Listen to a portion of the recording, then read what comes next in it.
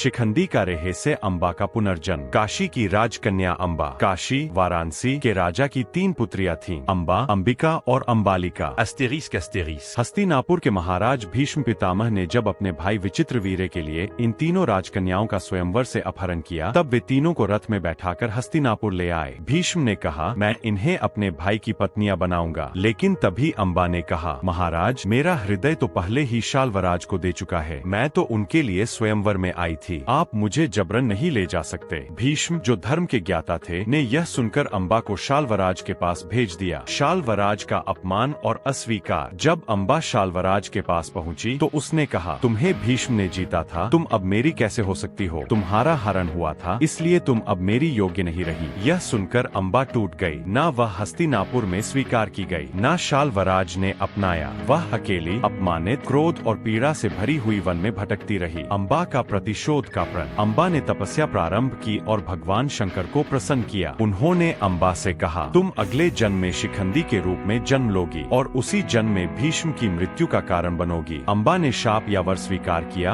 और अग्नि में कूदकर अपने जीवन का अंत कर लिया। शिखंडी का जन्म। कुछ वर्षों बाद पांचाल नरेश द्रुपद के घर एक कन्या का जन्म हुआ, जिसका नाम रखा गया शिखंडिनी। लेकिन द्रुपद को बचपन से ही भविष्यवाणी थी कि यह बालिका ही भीष्म के विनाश का कारण बनेगी। Astérix। जब शिखंडिनी बड़ी हुई तो उसे अपने पिछले जन्म की स्मृतियां प्राप्त होने लगी। उसे याद आया कि वह वही अम्बा है जो भीष्म के हाथों अपमानित हुई थी। स्त्री से पुरुष बनने का रहस्य। शिखंडिनी यह जानती थी कि एक स्त्री होने के नाते वह युद्ध में भीष्म का सामना नहीं कर सकती, इसलिए वह वन में चली गई और वहाँ एक यक्ष गंधर्व से मिली। उस यक्ष ने दया करके अपना पुरुषत्व शिखंडिनी को दे दिया। अब वह शिखंडी बन गई, शरीर से पुरुष लेकिन आत्मा से वही अम्बा। महाभारत युद्ध में भीष्म वध। कुरुक्षेत्र युद्ध में जब भीष्म अपराजय बन गए, तब कृष्ण ने अर्जुन से कहा, भीष्म कभी स्त्री पर अस्त्र नहीं उठाएंगे, इसलिए तुम शिखंडी को आगे रखो और पीछे से बाण चलाओ। शिखंडी आगे खड़ा रहा और भीष्म ने उसे देखकर अपना धनुष नीचे कर दिया। तभी अर्जुन ने बाणों की वर्षा कर दी और भीष्म धरती पर शरशैया पर गिर पड़े। इस प्रकार अम्बा का प्रतिशोध शिखंडी के रूप में पूरा हुआ। कहानी का संदेश। अपमान और अन्याय का बोझ आत्मा तक को विचलित कर सकता है, लेकिन जब प्रतिशोध धर्म की रक्षा के लिए होता है तो वह नियति का हिस्सा बन जाता है। अम्बा का पुनर्जन्म यह सिखाता है कि कर्मों का फल अवश्य मिलता है, चाहे वह अगले जन्म में ही क्यों न हो। ऐसी कहानी के लिए सब्सक्राइब